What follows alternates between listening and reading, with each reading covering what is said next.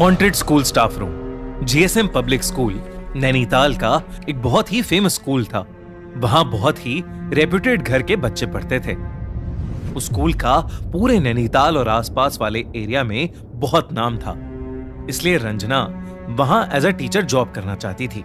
Ranjana science की teacher थी और वो 6th to 8th क्लास को साइंस पढ़ाया करती थी और वो बहुत वक्त से जीएसएम पब्लिक स्कूल में जॉब ट्राई कर रही थी। फाइनली उसकी जॉब उस रेप्यूटेड स्कूल में लग गई थी। रंजना बहुत खुश थी और वो पूरे मन से अपनी जॉब किया करती थी। स्कूल में एग्जाम्स का टाइम आ गया था और एक दिन रंजना एग्जाम पेपर्स चेक करने के लिए स्कूल के स्टाफ रूम में लेट तक रुकी हुई थी। उसने अपने पेरेंट्स को बताया था कि वो स्कूल से लेट आने वाली थी। मगर चिंता की बात तो तब हुई जब रात के 11 बज गए और रंजना का कुछ अता पता नहीं चला। उसके पापा उसे बार बार कॉल कर रहे थे मगर वो फोन ही नहीं उठा रही थी। देखते ही देखते 12 बज गए, फिर 3 बज गए और फिर अगले दिन की सुबह होने को आ गई। रंजना के पेरेंट्स बहुत परेशान हो गए थे, इसलिए उसके पापा तुरंत स्कूल के लिए निकल गए मगर स्कूल के गेट पर ताला लगा था।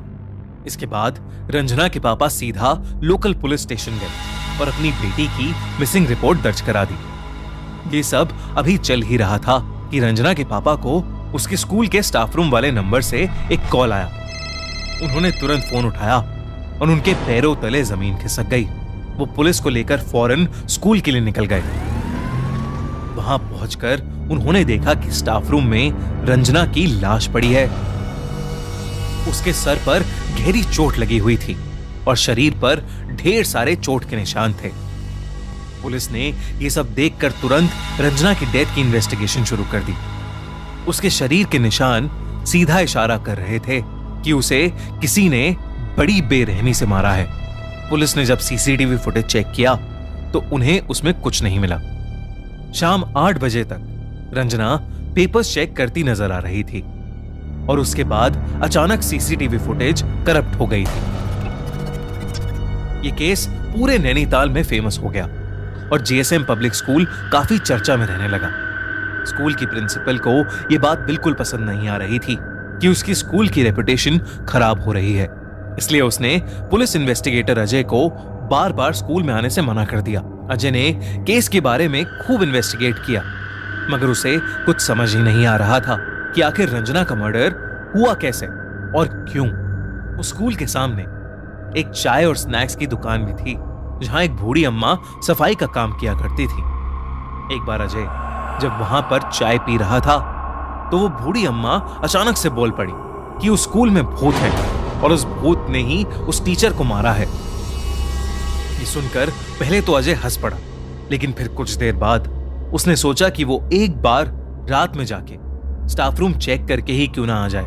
इसलिए एक शाम स्कूल बंद होने के बाद अजय गार्ड से स्कूल खुलवाकर चुपचाप स्टाफ रूम में इन्वेस्टिगेट करने चला गया। स्टाफ रूम में जाते ही उसको कुछ अजीब सा महसूस होने लगा। अचानक ही स्टाफ रूम का टेम्परेचर ठंडा पड़ गया था।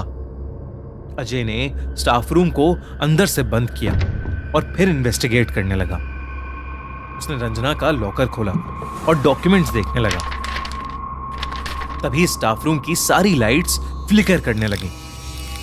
अजय ने ट्यूबलाइट थोड़ी घुमाई ताकि लाइट फ्लिकर होनी बंद हो जाए और वो जलबुझ बंद भी हो गई। इन सब पे ध्यान न देता हुआ अजय दोबारा अपना काम करने लगा कि तभी रूम में लगी ट्यूबलाइट ब्लास्ट हो गई और पूरे स्टाफ रूम में अंधेरा छा गया।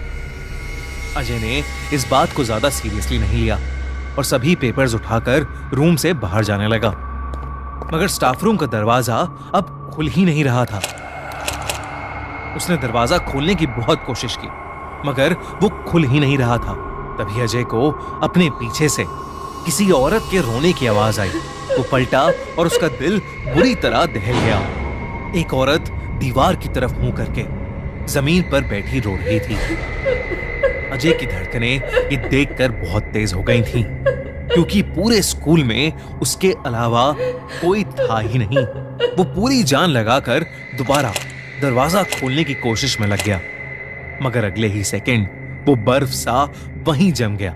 वो धीरे से मुड़ा तो उसने देखा कि वो औरत ठीक उसके पीछे छत से उल्टी लटकी हुई है। जब उसने ध्यान से उसका चेहरा देखा तो उसकी आंखें फटी की फटी रह गईं।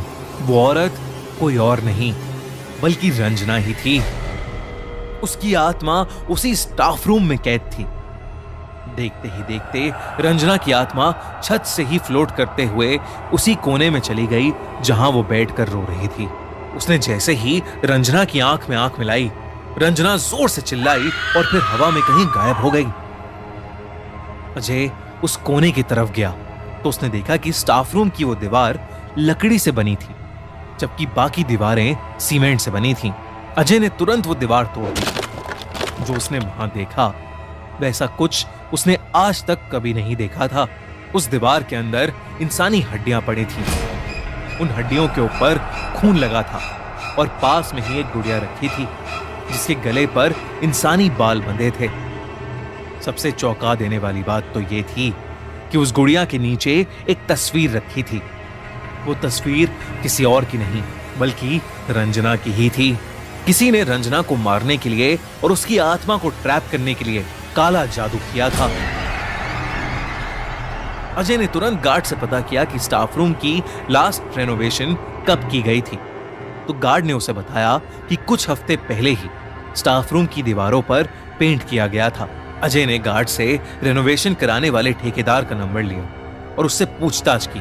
पूछताछ में पता चला कि रेनोवेशन का ऑर्डर तो प्रिंसिपल ने दिया था, मगर जीएसएम पब्लिक स्कूल के साइंस टीचर अनिक घोष काम के बीच में बहुत बार स्टाफ रूम में आया करते थे। एक दिन वो ही प्रिंसिपल से साइन डॉक्यूमेंट लाए जिसमें लिखा था कि स्टाफ रूम की एक दीवार को लकड़ी का बनाया जाए। इंस्पेक्टर अजय ने तुरंत अनीक को अरेस्ट कर लिया। शुरू में तो अनीक ने कुछ नहीं बोला, मगर सख्ती करने पर उसने अजय को सब कुछ सच बता दिया।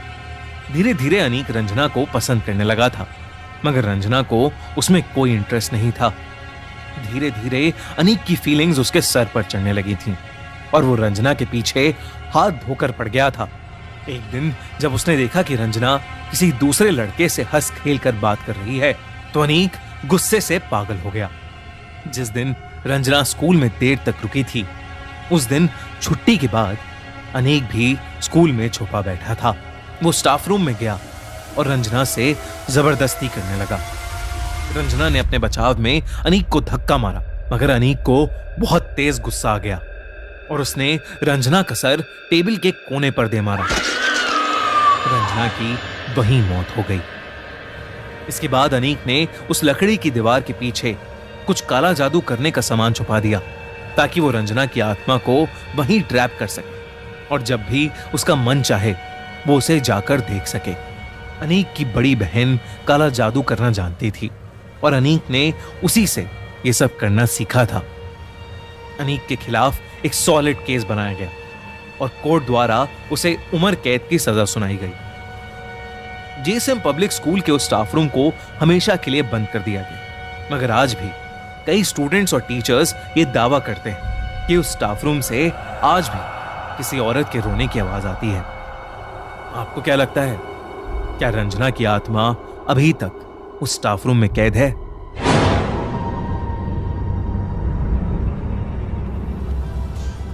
अगर आपको ये वीडियो अच्छी लगी तो हमारा चैनल खूनी मंडे सब्सक्राइब करना बिल्कुल मत भूलना।